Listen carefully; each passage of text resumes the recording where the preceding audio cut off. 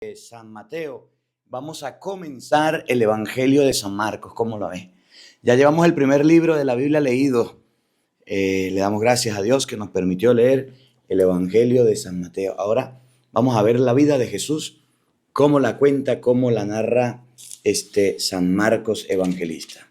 Invoquemos la presencia del Espíritu Santo para que nos ilumine en esta lectura diciendo todos: ven, Espíritu Santo, llena nuestros corazones de tu luz, de tu sabiduría, para leer tu palabra, no como palabra humana, sino como palabra de Dios, que es en realidad y que ejerza su acción en nosotros los creyentes.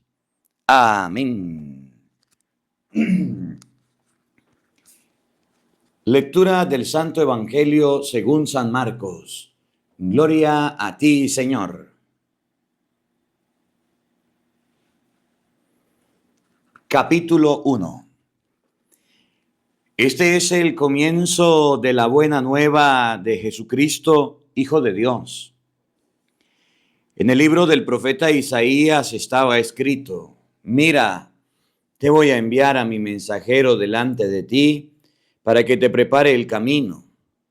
Escuchen ese grito en el desierto, preparen el camino del Señor, enderecen sus senderos. Es así como Juan el Bautista empezó a bautizar en el desierto. Allí predicaba bautismo y conversión para alcanzar el perdón de los pecados. Toda la provincia de Judea y el pueblo de Jerusalén acudían a Juan para confesar sus pecados y ser bautizados por él en el río Jordán. Además de la piel que le ceñía la cintura, Juan no llevaba más que un manto hecho de pelo de camello. Su comida eran langostas y miel silvestre. Juan proclamaba este mensaje: detrás de mí viene uno con más poder que yo. No soy digno de desatarle la correa de sus sandalias, aunque fuera arrodillándome ante él. Yo los he bautizado con agua, pero él los bautizará en el Espíritu Santo. En aquel día Jesús vino desde Nazaret, pueblo de Galilea, y se hizo bautizar por Juan en el río Jordán. Al momento de salir del agua, Jesús vio los cielos abiertos. El Espíritu bajaba sobre él como lo hace la paloma. Mientras se escuchaban estas palabras del cielo: tú eres mi Hijo amado, mi elegido. Enseguida el Espíritu lo empujó al desierto. Estuvo 40 días en el desierto y fue tentado por Satanás. Vivían entre los animales salvajes y los ángeles le servían. Después de que tomaron preso a Juan, Jesús fue a Galilea y empezó a proclamar la buena nueva de Dios. Decía: el tiempo se ha cumplido, el reino de Dios está cerca. Renuncien a su mal camino y crean en la buena nueva. Mientras Jesús pasaba por la orilla del mar de Galilea, vio a Simón y a su hermano Andrés echaban las redes en el mar, pues eran pescadores.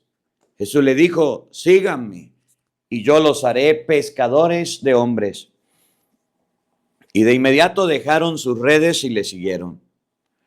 Un poco más allá, Jesús vio a Santiago, hijo de Zebedeo, con su hermano Juan, que estaban en una barca arreglando las redes. Jesús también los llamó y ellos, dejando a su padre Zebedeo en la barca con los ayudantes, lo siguieron. Llegaron a Cafarnaúm y Jesús empezó a enseñar en la sinagoga durante la asamblea del día sábado. Su manera de enseñar impresionaba mucho a la gente, porque hablaba como quien tiene autoridad y no como los maestros de la ley. Entró en aquella sinagoga un hombre que estaba en poder de un espíritu malo y se puso a gritar: ¿qué quieres con nosotros, Jesús de Nazaret? ¿Has venido a destruirnos? Yo sé que tú eres el Santo de Dios. Jesús le hizo frente con autoridad: cállate y sal de ese hombre. El espíritu impuro revolcó al hombre en el suelo y lanzó un grito tremendo y luego salió de él. El asombro de todo fue tan grande que se preguntaban unos a otros: ¿qué es esto? ¿Una doctrina nueva? ¿Y con qué autoridad? Miren cómo da órdenes a los espíritus impuros y le obedecen. Así fue como la fama de Jesús se extendió por todo el territorio de Galilea. Al salir de la sinagoga, Jesús se fue a la casa de Simón y de Andrés, con Santiago y Juan. La suegra de Simón estaba en cama con fiebre, por lo que enseguida le hablaron de ella. Jesús se acercó y tomándola de la mano, la levantó. Se le quitó la fiebre y se puso a atenderlos. Antes del atardecer, cuando se ponía el sol, empezaron a traer a Jesús todos los enfermos y personas poseídas por espíritus malos.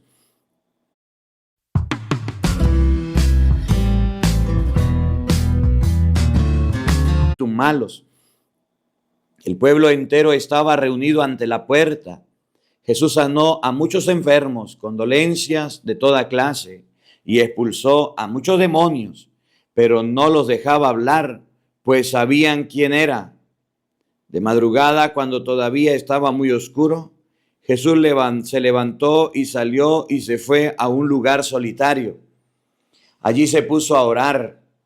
Simón y sus compañeros fueron a buscarlo, y cuando lo encontraron le dijeron: todos te están buscando. Él les contestó: vamos a los pueblecitos vecinos para predicar también allí, pues para eso he salido. Y Jesús empezó a visitar las sinagogas de aquella gente. Recorriendo toda Galilea, predicaban y expulsaban a los demonios. Se le acercó un leproso que se arrodilló ante él y le suplicó: si quieres, puedes limpiarme. Sintiendo compasión, Jesús extendió la mano y lo tocó diciendo: quiero, queda limpio. Al instante se le quitó la lepra y quedó sano. Entonces Jesús lo despidió, pero le ordenó enérgicamente: no cuentes esto a nadie, pero vete y preséntate al sacerdote y haz por tu purificación la ofrenda que ordena la ley de Moisés, pues tú tienes que hacer la declaración. Pero el hombre, en cuanto se fue, empezó a hablar y divulgar lo ocurrido, de tal manera que Jesús ya no podía entrar públicamente en el pueblo. Tenía que andar por las afueras, en lugares solitarios, pero la gente venía a él de todas partes. Tiempo después, Jesús volvió a Cafarnaúm. Apenas corrió la noticia de que estaba allí, en casa, se reunió tanta gente que no quedó sitio ni siquiera a la puerta. Mientras Jesús les anunciaba la palabra, 4 hombres le trajeron a un paralítico que llevaba tendido en una camilla. Como no podían acercarlo a Jesús a causa de la multitud, levantaron el techo donde él estaba y por el boquete bajaron al enfermo en su camilla. Al ver la fe de aquella gente, Jesús dijo al paralítico: hijo, se te perdonan tus pecados. Estaban allí sentados algunos maestros de la ley y pensando en su interior: ¿cómo puede decir eso? Realmente se burla de Dios. ¿Quién puede perdonar pecados fuera de Dios? Pero Jesús supo en su espíritu lo que ellos estaban pensando y les dijo: ¿por qué piensan así? ¿Qué es más fácil decir a este paralítico: ¿se te perdonan tus pecados? O decir: levántate, toma tu camilla y anda. Pues ahora ustedes sabrán que el Hijo del Hombre tiene poder en la tierra para perdonar pecados. Y dijo al paralítico, levántate, toma tu camilla y vete a tu casa. El hombre se levantó y ante los ojos de toda la gente cargó con su camilla y se fue. La gente quedó asombrada y todos glorificaban a Dios diciendo, nunca hemos visto nada parecido. Jesús salió otra vez por la orilla del lago. Todo el mundo venía a verlo y él les enseñaba. Mientras caminaban, vio al que estaba sentado en la aduana. Era Leví, hijo de Alfeo. Jesús le dijo, sígueme. Y él se levantó y lo siguió. Jesús estuvo comiendo en la casa de Leví, y algunos cobradores de impuestos y pecadores estaban sentados a la mesa con Jesús y sus discípulos. En realidad eran un buen número, pero también seguían a Jesús maestros de la ley del grupo de los fariseos, y al verlo sentado en la misma mesa con pecadores y cobradores de impuestos, dijeron a los discípulos, ¿qué es esto? Está comiendo con publicanos y pecadores. Jesús los oyó y les dijo, no es la gente sana la que necesita del médico, sino los enfermos. No he venido a llamar a los justos, sino a los pecadores. Un día estaban ayunando los discípulos de Juan Bautista y los fariseos. Algunas personas vinieron a preguntar a Jesús, los discípulos de Juan y los fariseos ayunan, ¿por qué no lo hacen los tuyos? Jesús les contestó, ¿quieren ustedes que los compañeros del novio ayunen mientras el novio está con ellos? Mientras tengan al novio con ellos, claro que no pueden ayunar, pero llegará el momento en que se les será arrebatado el novio y entonces ayunarán. Nadie remienda un vestido viejo con un pedazo de género nuevo, porque la tela nueva encoge y tira la tela vieja y se hace más grande la rotura. Y nadie echa vino nuevo en envases de cuero viejos, porque el vino haría reventar los envases y se echarían a perder el vino y los envases. A vino nuevo, envases nuevos. Un sábado Jesús pasaba por unos sembrados con sus discípulos. Mientras caminaban, los discípulos empezaron a desgranar espigas en sus manos. Los fariseos dijeron a Jesús, mira lo que está haciendo. Esto está prohibido en día sábado. Él les dijo, ¿nunca han leído ustedes lo que hizo David cuando sintió necesidad y hambre y también su gente? Entró en la casa de Dios siendo sumo sacerdote Abiatar y comió los panes de la ofrenda que solo pueden comer los sacerdotes, y les dio también a los que estaban con él. Y Jesús concluyó, el sábado ha sido hecho para el hombre y no el hombre para el sábado. Sepan pues que el Hijo del Hombre también es dueño del sábado. Otro día entró Jesús en la sinagoga y se encontró con un hombre que tenía la mano paralizada. Pero algunos estaban observando para ver si lo sanaba a Jesús en día sábado. Con esto tendrían motivos para acusarlo.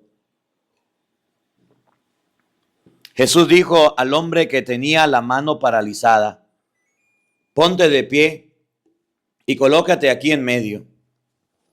Después les preguntó, ¿qué nos permite la ley hacer en sábado, en día sábado? ¿Hacer el bien o hacer el mal o hacer daño? ¿Salvar una vida o matar? Pero ellos se quedaron callados.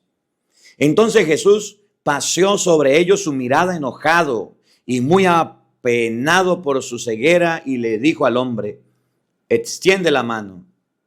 El paralítico la extendió y su mano quedó sana. En cuanto a los fariseos, apenas salieron, fueron a juntarse con los del partido de Herodes, buscando con ellos la forma de eliminar a Jesús. Jesús se retiró con sus discípulos a las orillas del lago y lo siguió una gran muchedumbre de Galilea, también de Judea, de Jerusalén, de Idumea, del otro lado del Jordán y de la tierra de Tiro y de Sidón. Muchísima gente venía a verlo con solo oírlo todo lo que hacía. Jesús mandó a sus discípulos que tuvieran lista una barca para que toda aquella gente no lo atropellase, pues al verlo sanar a todos, todas las personas que sufrían de algún mal se le echaban encima para tocarlo. Incluso los espíritus impuros, apenas lo veían, se arrodillaban a sus pies y gritaban: «Tú eres el Hijo de Dios». Pero él no quería que lo dieran a conocer y los hacía callar. Jesús subió al monte y llamó a los que él quiso y se reunieron con él. Así instituyó a los 12, a los que llamó también apóstoles, para que estuvieran con él y para enviarlos a predicar, dándole poder para echar demonios. Estos son los 12.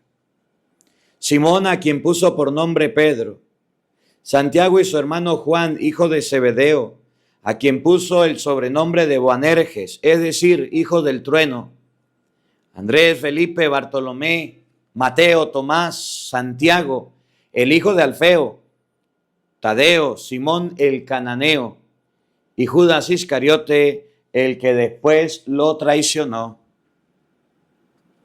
Vuelto a casa, se juntó otra vez tanta gente que ni siquiera podía comer. Al enterarse sus parientes de todo lo anterior, fueron a buscarlo para llevárselo, pues se decían: «Se ha vuelto loco». Mientras tanto, unos maestros de la ley que habían venido de Jerusalén decían: «Está poseído por Belcebú, jefe de los demonios, y con su ayuda expulsa a los demonios». Jesús le pidió que se acercaran y empezó a enseñarles por medio de ejemplos. ¿Cómo puede Satanás echar a Satanás? Si una nación está con luchas internas, esa nación no puede mantenerse en pie. Y si una familia está con divisiones internas, esa familia no puede subsistir. De igual modo, si Satanás lucha contra sí mismo y está dividido, no puede subsistir y pronto llegará a su fin. La verdad es que nadie puede entrar en la casa del fuerte y arrebatarle sus cosas si no lo amarra primero. Entonces podrá saquear su casa. En verdad les digo, se les perdonará todo a los hombres, ya sean pecados o blasfemias contra Dios, por muchos que sean. En cambio, el que calumnia al Espíritu Santo no tendrá jamás perdón, pues se queda con un pecado que nunca lo dejará. Y justamente ese era su pecado cuando decían: «Está poseído por un espíritu malo». Entonces llegaron su madre y sus hermanos, y quedándose fuera lo mandaron a llamar. Como la gente sentada en torno a Jesús, le transmitieron este mensaje: «Tu madre y tus hermanos y tus hermanas están afuera y preguntan por ti». Él les contestó: «¿Quiénes son mi madre y mis hermanos?». Y mirando a los que estaban sentados a su alrededor, dijo: «Estos son mi madre y mis hermanos, porque todo el que hace la voluntad de Dios, ese es hermano mío, hermana y madre». Otra vez Jesús se puso a enseñar a la orilla del lago. Se le reunió tanta gente junto a él que tuvo que subir a una barca y sentarse en ella a alguna distancia, mientras toda la gente estaba en la orilla. Jesús les enseñó muchas cosas por medio de ejemplos o parábolas. Les enseñaba de esta manera. Escuchen esto. El sembrador salió a sembrar. Al ir sembrando, una parte de la semilla cayó a lo largo del camino. Vinieron los pájaros y se las comieron. Otra parte cayó entre piedras, donde había poca tierra, y las semillas brotaron enseguida, y por no estar muy honda la tierra, pero cuando salió el sol las quemó, y como no tenían raíces, se secaron.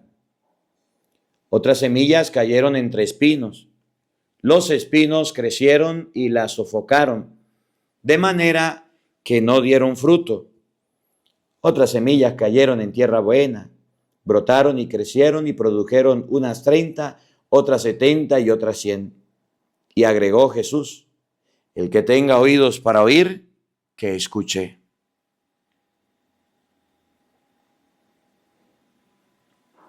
Cuando toda la gente se retiró, los que lo seguían se acercaron con los 12 y le preguntaron qué significaba aquella parábola. Él les contestó: a ustedes se les ha dado el misterio del reino de Dios, pero a los que están fuera no les llegará más que parábolas. Y se verifican estas palabras: por mucho que miran, no ven; por más que oyen, no entienden.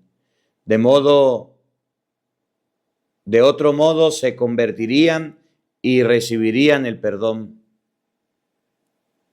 Jesús les dijo: ¿no entienden esta parábola? Entonces, ¿cómo comprenderán las demás? Lo que el sembrador siembra es la palabra de Dios.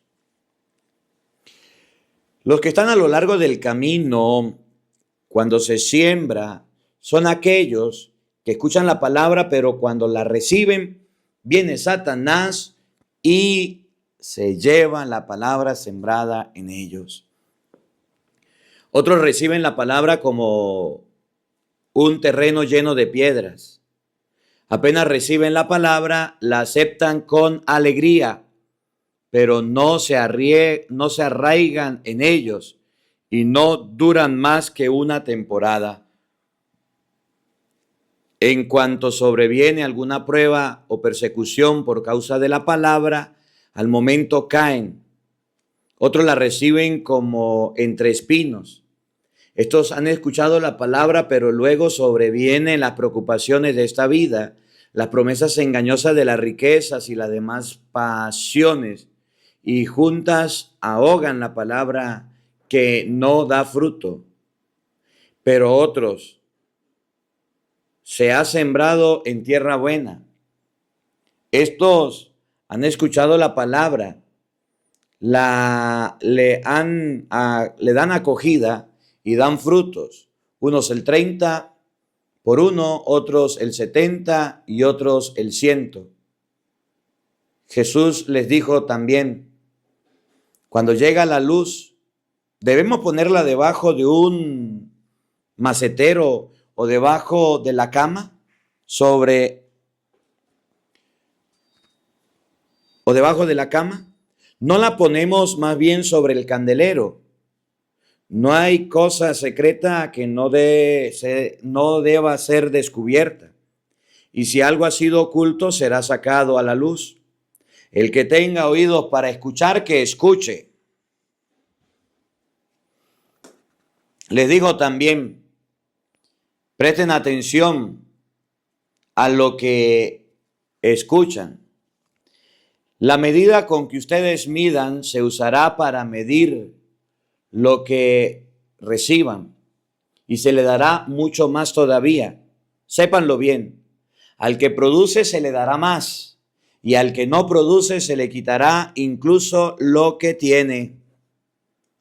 Jesús dijo además: escuchen esta comparación del reino de Dios. Un hombre esparce la semilla en la tierra, y ya duerma o esté despierto, Sea de noche o de día, la semilla brota y crece, sin que él sepa cómo. La tierra da fruto por sí misma. Primero la hierba, luego la espiga, y por último la espiga se llena de granos. Y cuando el grano está maduro, se le mete la hoz, pues ha llegado el tiempo de la cosecha. Jesús le dijo también: ¿a qué se parece el reino de Dios? ¿Con qué comparación lo podríamos expresar? Es semejante a una semilla de mostaza. Al sembrarla, es la más pequeña de todas las semillas que se echan en la tierra. Pero una vez sembrada, crece y se hace más grande que todas las plantas del huerto. Los pájaros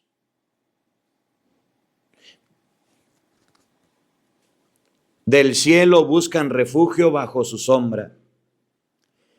Jesús usaba muchas parábolas como estas para anunciar la palabra, adaptándose a la capacidad de la gente. No les decía nada sin usar parábolas, pero a sus discípulos se los explicaba todo en privado. Al atardecer de aquel mismo día, Jesús dijo a sus discípulos: crucemos a la otra orilla del lago. Despidieron a la gente y lo llevaron en la barca en que estaba. También lo acompañaban otras barcas. De pronto se levantó un gran temporal y las olas se estrellaban contra la barca, que se iba llenando de agua. Mientras tanto, Jesús dormía en la popa sobre un cojín. Lo despertaron diciendo: Maestro, ¿no te importa que nos hundamos? Él entonces se despertó, se encaró con el viento y le dijo al mar: cállate, cálmate. El viento se apaciguó y siguió una gran calma. Después le dijo: ¿por qué son tan miedosos? ¿Todavía no tienen fe? Pero ellos estaban muy asustados por lo ocurrido y se preguntaban unos a otros: ¿quién es este que hasta el viento y el mar le obedecen? Llegaron a la orilla del lago, que es la región de los Gerasenos. Apenas habían bajado Jesús de la barca, un hombre vino a su encuentro, saliendo de entre los sepulcros, pues estaba poseído por un espíritu malo. El hombre vivía entre los sepulcros y nadie podía sujetarlo ni siquiera con cadenas. Varias veces lo habían amarrado con grillos y cadenas, pero él rompía las cadenas y hacía pedazos los grillos y nadie lograba dominarlo. Día y noche andaba por los cerros entre los sepulcros, gritando y lastimándose con piedras. Al divisar a Jesús, fue corriendo y se echó de rodillas a sus pies. Entre gritos le decía: no te metas conmigo, Jesús, Hijo de Dios Altísimo. Te ruego por Dios que no me atormentes. Es que Jesús le había dicho: espíritu malo, sal de ese hombre. Cuando Jesús le preguntó: ¿cómo te llamas?, contestó: me llamo Multitud, porque somos muchos. Y rogaban insistentemente a Jesús que no los echaran de aquella región. Había allí una gran piara de cerdos comiendo al pie del cerro. Los espíritus le rogaron: envíanos a esa piara y déjanos entrar en los cerdos. Jesús se lo permitió. Entonces los espíritus impuros salieron del hombre y entraron en los cerdos. En un instante la piara se arrojaron al agua desde lo alto del acantilado y todos los cerdos se ahogaron en el lago. Los cuidadores de los cerdos huyeron y contaron lo ocurrido en la ciudad por el campo, de modo que toda la gente fue a ver lo que había sucedido. Se acercaron a Jesús y vieron al hombre endemoniado, el que había estado en poder de la multitud, sentado, vestido y en su sano juicio. Todos se asustaron. Los testigos le contaron lo ocurrido al endemoniado y a los cerdos.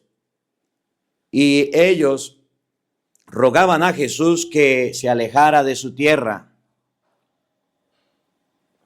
Cuando Jesús subía a la barca, el hombre que había tenido un demonio le pidió insistentemente que le permitiera irse con él, pero Jesús no se lo permitió, sino que le dijo: vete a tu casa con los tuyos, cuéntale lo que el Señor ha hecho contigo, cómo ha tenido compasión de ti.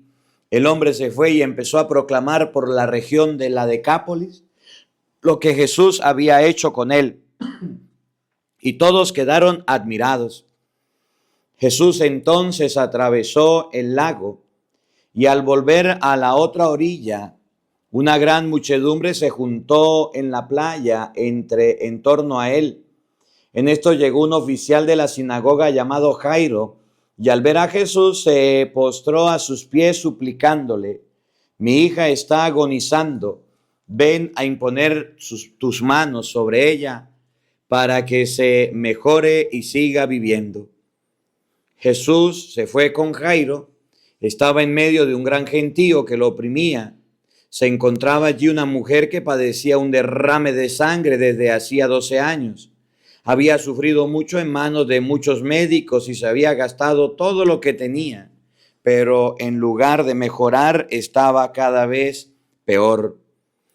Como había oído lo que se decía de Jesús, se acercó por detrás entre la gente y le tocó el manto.